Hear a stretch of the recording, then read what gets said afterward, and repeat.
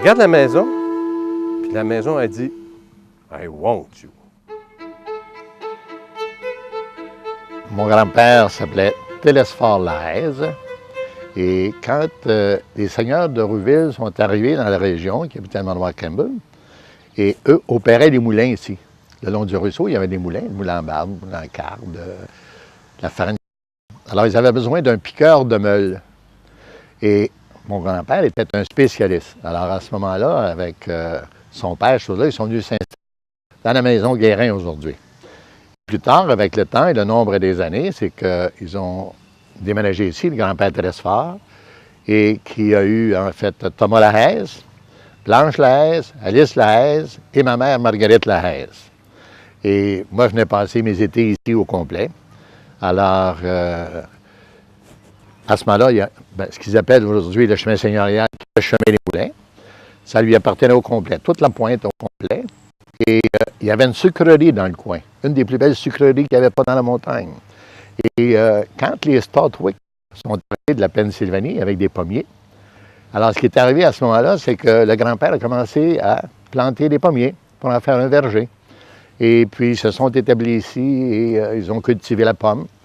Et Thomas, qui a fait ses études à Ottawa, le fait qu'il était fils unique dans le sens qu'il n'y avait pas de frères, choses-là. Alors, quand il est revenu, il était organisateur politique. Et puis, le grand-père commençant à vieillir. Alors, ce qui est arrivé, c'est que Thomas a pris la relève pour le verger. Autrefois, là, ici, là, il y avait le chemin des moulins. Les gens venaient, ils venaient pour faire garder la laine, pour modeler les grains, etc., etc. C'était le chemin des moulins, il y avait 9 moulins, OK? Alors, ils venaient ici, puis le chemin des moulins, il date de 1796, je crois. Il y a des notes qui disent que c'est 1796 parce qu'il est amélioré même en 1796. Alors, ça date. Et puis, les gens, ils venaient ici, et puis, ils allaient faire moudre leurs grains. Et puis, en revenant, il y avait le propriétaire qui s'appelait Mona, qui était cabaretier, qui était négociant, puis après ça, il est devenu cabaretier. C'était comme une auberge, et puis ils venaient prendre leur petit on va dire, leur petit 4 à 5,5, parce que leurs femmes les attendaient à cette époque-là, ils faisaient à manger à 5h30. Hein? Ils soupaient de bonne heure, puis ça faisait une belle soirée. Alors, ils venaient ici, et puis ils en prenaient un petit coup de cidre, probablement, j'imagine. Hein? Puis après ça, ils continuaient.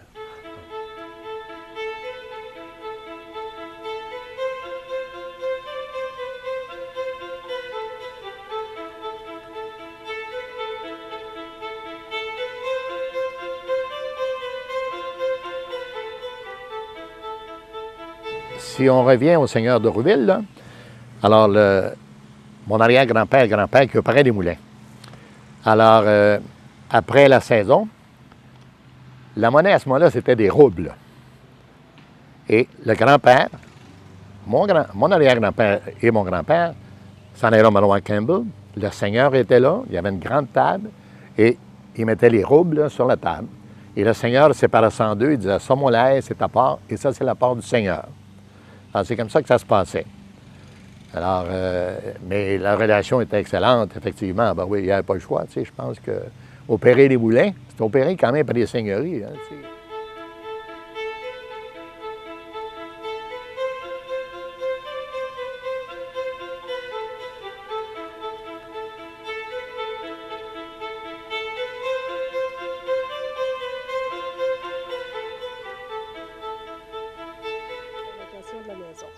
Ça a été la première vocation.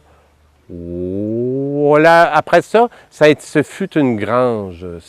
Il y a eu du foin d'entreposé de 1922 à 1822 à 1845 à peu près. OK? Puis après ça, ça a été le Télesphore, je pense, Télesphore Lahaise, qui était le dernier meunier, je pense, du moulin banal, qui a été construit. De toute façon, il a brûlé en 1845, puis il a été reconstruit par après, mais ça a été le dernier meunier du moulin seigneurial. Antérieurement, la rue Béic, qui est juste ici, antérieurement, ça, c'était un petit sentier, un chemin de vache qu'on appelait. Et il y avait une vache qui appelait Caillette, une Jersey, Et ma mère se levait le matin pour chercher la vache pour la faire traire, la ramenait. Et on sait que la montagne ici, on dit le mont Saint-Hilaire, mais en fait, il y a 7 monts et le lac est dans le centre. Et au bout de la rue Béique, le mont qui est là appartenait à mon grand-père. Et ça, c'était super intéressant. Alors, c'était son terrain de chasse.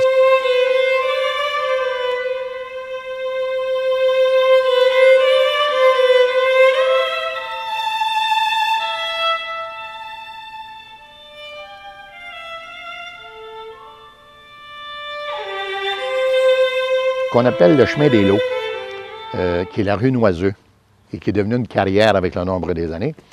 C'était des lots de 50 pieds seulement. Et ça aussi, ça appartenait au grand-père. Imaginez-vous, il les donnait ou il les vendait pour 50 $. Alors, dans ce temps-là, et aujourd'hui, c'est devenu à des prix exorbitants et tout ce que vous voudrez. Et d'ailleurs, il y a eu un hôtel en bas ici, chez les Derry. C'est le grand-père qui avait donné ça aussi. Et en face de Maison Guérin. Quand M. Guérin est arrivé, il a demandé, il dit, M. Lahaise, il dit, auriez-vous objection? Il dit que je prenne une partie du verger pour m'en faire un jardin de fleurs, et qui existe encore. Puis avec le nombre des années, bien, ce qui est arrivé, c'est que le grand-père l'a donné aussi, ce morceau-là. Alors, Carole Guérin, qui est issue de la famille Guérin, Thomas Guérin, et il entretient encore ce carré de fleurs et ces choses-là.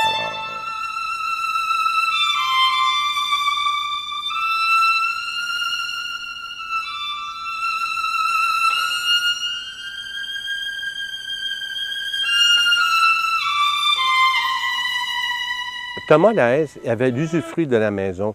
Alors, c'est pour ça qu'il l'a bien entretenu, mais qu'il l'a jamais rénové.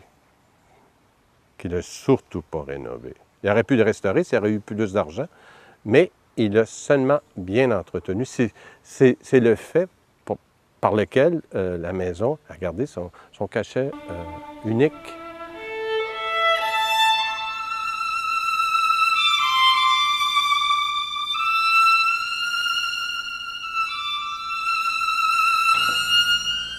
Alors ici, on arrive sur cette terrasse et à ce moment-là, il y avait une cuisine d'été.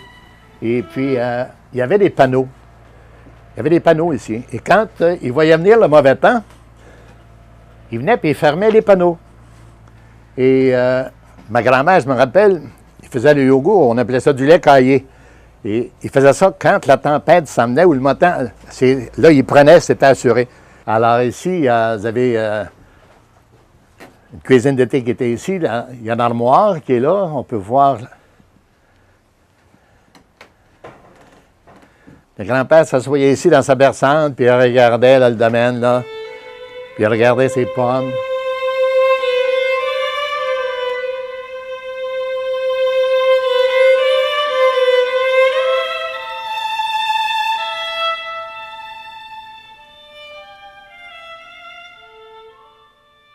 Mon oncle Thomas avait, puis mon grand-père aussi avait planté des arbres rares.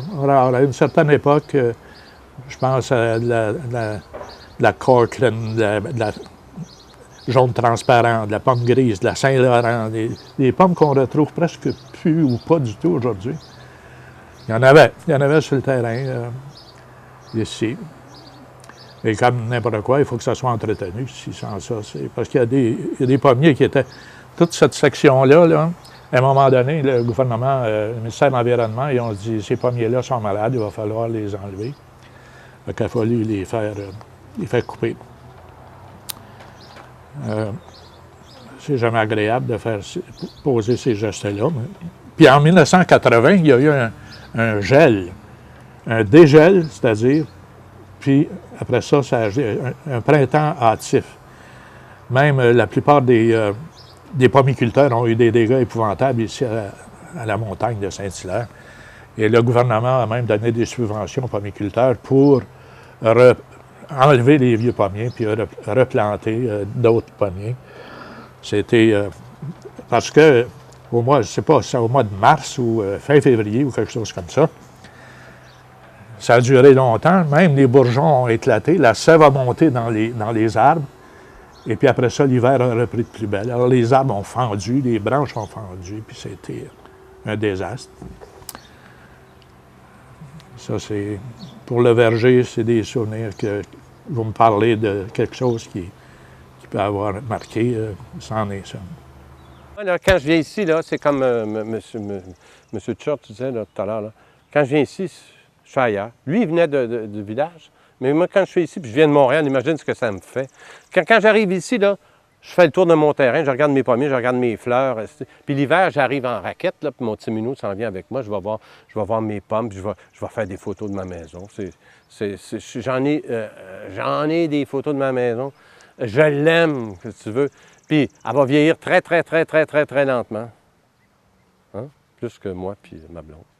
Puis mes grands-parents, c'était des gens qui étaient très, très recevants. Il passait quelqu'un, ça pouvait être inquiétant. Les gens, ils gardaient. As-tu mangé? Non. Il y avait toujours de la soupe sur le poing. Mes grands-parents étaient très, très recevants. Ici, c'était la salle à manger avec la table qui était dans ce sens-là. Il y avait de la place pour deux ou trois chaises chaque côté, puis une à chaque bout. Ça prenait toute la place. Au fond, les murs étaient recouverts de plâtre. C'était comme du plâtre, du moins, ou un mortier quelconque. Et là, il y avait, apparemment, le nouveau propriétaire, Benoît, vient de découvrir qu'il y avait une place pour une armoire, remiser des choses au fond, mais que moi, je n'ai jamais vu avant aujourd'hui. Et puis, c'est bien, on dit qu'il y avait eu un hôtel où Monseigneur Corbin Janson a dit la messe. À la même époque où il y avait la chapelle sur le Pin-Tuc. Maintenant, quand on passait au salon, le salon, c'était plutôt un endroit quand il y avait de la grande visite.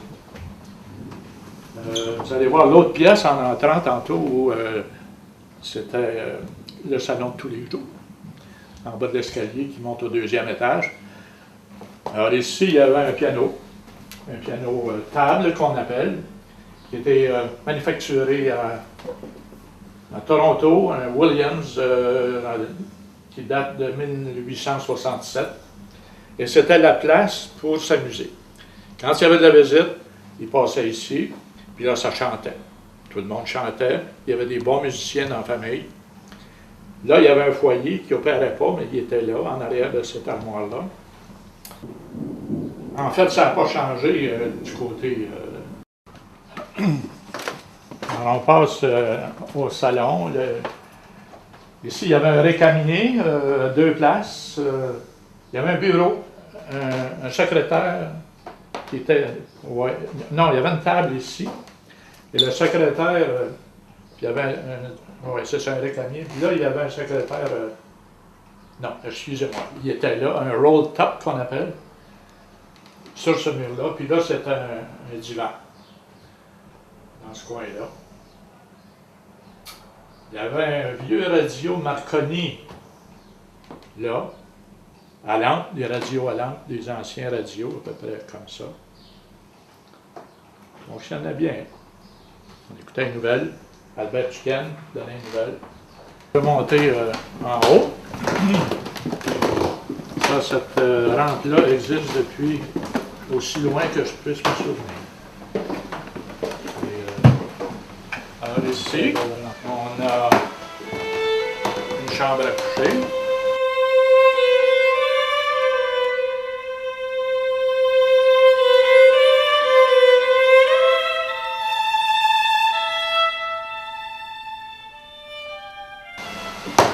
Et une autre chambre à coucher, c'était mes tantes. Mes tantes qui avaient leur chambre ici.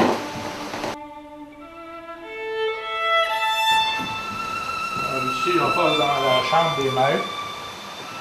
Ici, il y avait un mur de division avec une porte qui était ici, comme ça. Et lui était plus loin, comme ça. Et cette chambre-là, c'était ma chambre quand j'étais petit, puis que j'occupais. Et puis évidemment, il y avait de la visite, c'était là qu'ils pouvaient coucher. Vous deviez passer par la chambre de vos On a grands-parents? passé par la chambre des grands-parents pour aller dans ma chambre. Ou la chambre de l'autre. Parce qu'à cette époque-là, il y avait 3 filles et un garçon. Puis mes grands-parents. Comment il était organisé, là, je ne sais pas. Peut-être les petites filles dormaient dans une chambre. Les deux dormaient dans la même chambre. Mais moi, j'aime bien la façon maintenant qu'ils ont divisé ça, parce que ça fait une chambre beaucoup plus grande. On respire davantage. Ouais. Il a remarqué que toutes les chambres, à l'époque, les matelas étaient faits avec des épluchettes de blé d'Inde, des plures de blé d'Inde. Il faisait sécher ça à l'extérieur, quand c'était bien sec. Il mettait ça dans du coutil, cousu tout le tour, puis là, c'était soufflé comme ça. Puis quand on se réveillait le matin, on était arrangé comme ça. Puis là, il secouait ça pour lui redonner du corps un peu, puis il le revirait de bord, puis ça recommençait tous les jours. Comme ça. Alors le bain, il n'y avait pas de douche. Le bain était là. Et la porte pour monter au deuxième étage, dans le grenier, je devrais dire, était ici, comme ça. Alors il y avait un escalier. On ouvrait la porte comme ça, puis on montait dans le grenier. Maintenant, je vois qu'ils ont fait une trappe. Ils descendent une échelle pour monter au grenier. Alors c'était pas, à l'époque, c'était pas tellement commode avec un bain seulement. Alors voilà.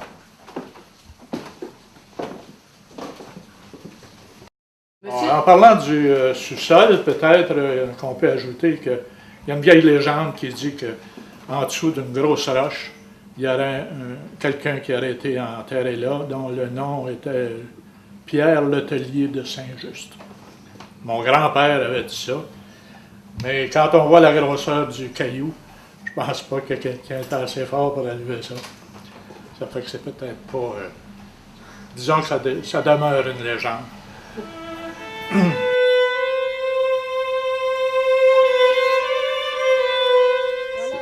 OK. Regardez ça. Moi, j'étais à Montréal. J'ai fait 28 ans j'ai loué pendant 28 ans à Montréal. Je m'ennuyais. Je viens de Trois-Rivières. J'étais souvent à la campagne. J'étais toujours chez le fils du cultivateur. Il me prenait comme son fils adoptif, puis j'aimais ça la campagne. Et puis, un jour, je regarde la maison de prestige dans Le Devoir, et puis j'ai dit, la maison, ça fait longtemps que je suis à Trois-Rivières, on a toujours eu le Devoir. Regarde la maison, puis la maison a dit, I want you. I want you. Puis là, je suis venu, j'ai embarqué dans mon char, j'ai monté, je savais un petit peu à peu près où, à Mont-Saint-Hilaire.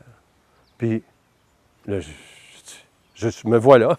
Tu sais, de quoi tu jases? Tu sais, puis j'ai regardé ces murs extraordinaires-là. Puis j'ai dit, c'est ça. J'ai retrouvé l'authenticité dans ma vie. Elle est là, ma maison. J'avais envie de quelque chose de solide, puis de quelque chose qui ne change pas avec le temps. Quelque chose qui me permette de rêver dans mon passé, d'aller au-delà même du passé, puis d'oublier ce qui m'attend. D'oublier ce qui m'attend, parce que Liberté 75, c'est un peu ça, tu sais. Voilà. Mais j'ai oublié, cette maison-là me fait voyager dans le temps. C'est comme quand tu rentres dans une boutique d'antiquité, tu voyages, c'est un voyage à travers le temps. Tu te promènes en 1925, tu tombes en 1740, puis tu te fais bardasser au gré des siècles. Et puis c'est ça qui m'a enchanté de cette magnifique maison.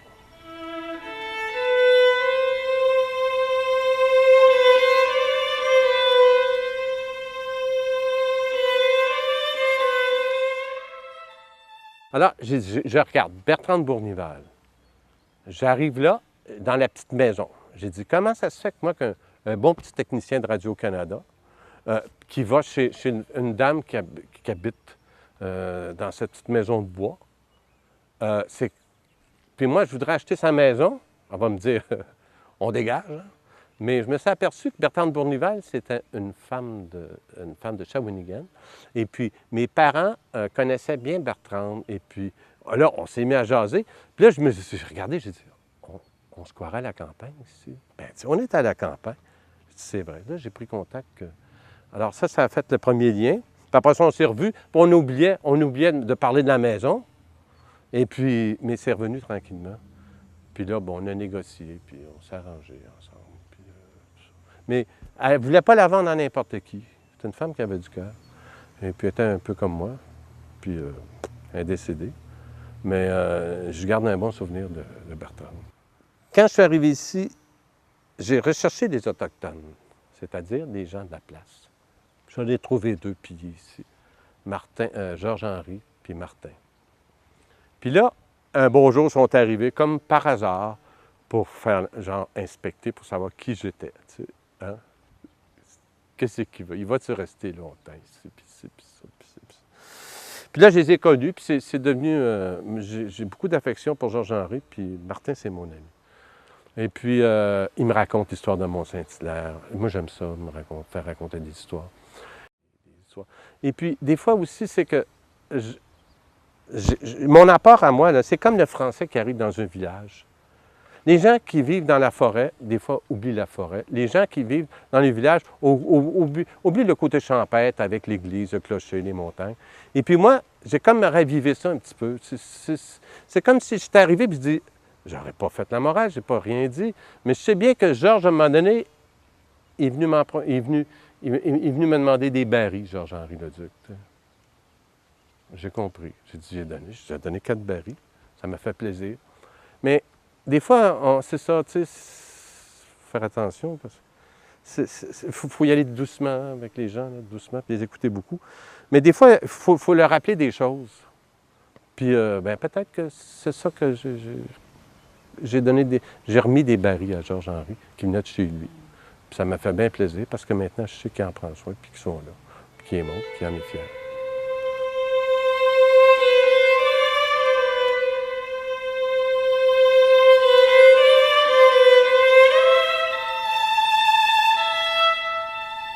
Ici, en fait, ça a 3 étages. Hein?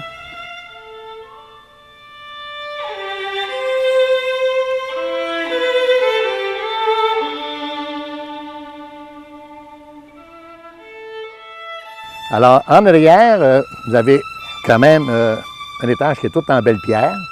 Ils avaient ce bâtiment-là, puis après ça, vous avez un deuxième étage où ils rangeaient les barils, les boîtes de pommes, ces choses-là.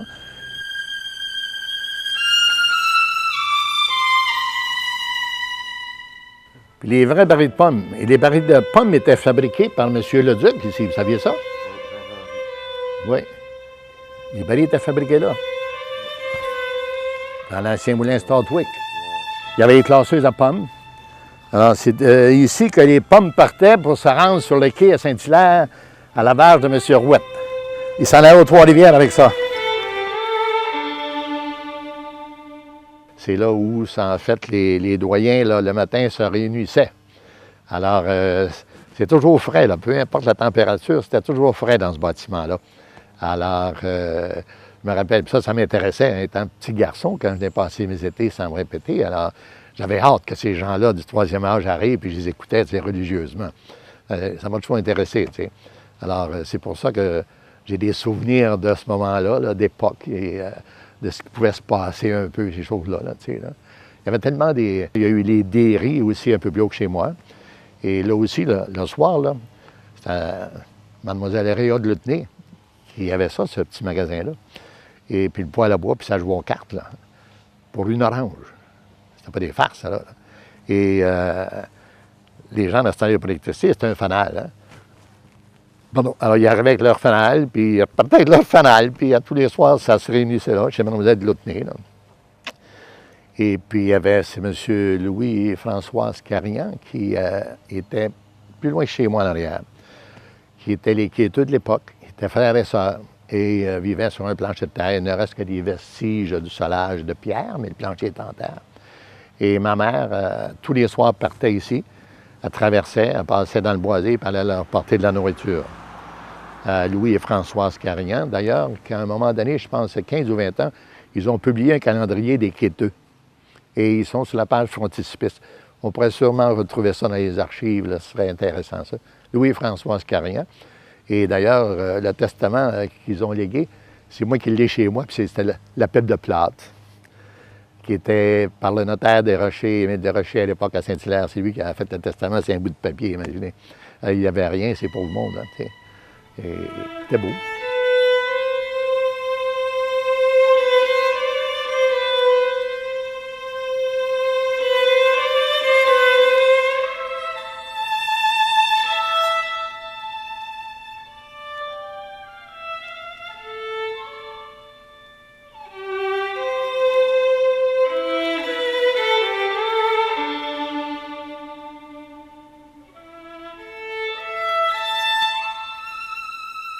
C'est une maison qui me fait rêver. C'est mon rêve. C'est ce qui se renouvelle sans cesse. Puis des fois, là, dans les grosses tempêtes de neige, là, je me couche là, puis je suis comme dans le ventre de ma mère. Ma mère, comme toutes les femmes qui sont enceintes, avait une grosse bedaine. Puis je regarde mes murs, puis c'est épais, ça a 4 pieds d'épais. Puis je me sens à l'abri de tout.